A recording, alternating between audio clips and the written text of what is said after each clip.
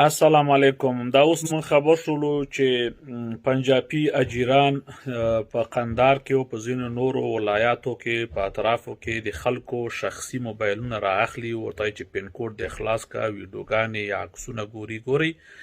دا په شریعت کې او د نړیوال قانون کې دا مطلق ناروا ده.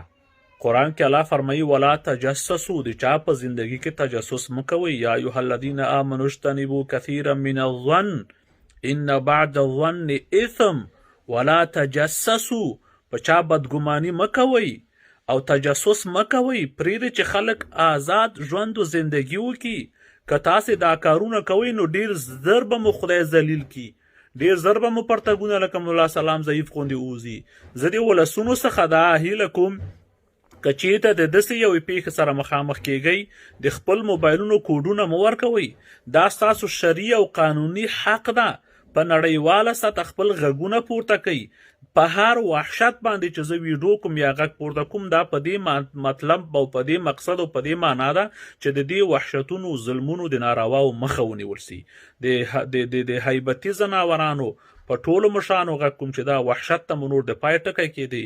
د هیڅ چا په موبایل کې تاسې حق نه لرئ چې مداخله وکړئ، د چا په شخصي ژوند کې تجسس وکړئ، د چا کورونو ته داخل شئ، د چا کور ته داخلېدل، د چا کوټې ته داخلېدل او د چا موبایل ته داخلېدل ایک یوه معنا ورکوي. نو دا ویډیو در سره شیر کړئ او د دغه هیبتي ځناورانو د دغه ظلمونو خلاف غږ پورته کړئ. د دې ظلمونو خلاف غږ پورته کول به د اصلاحاتو په معنا وي. دا په دې معنا نه ده چې موږ کرکه خپرو یا نفرت خپرو.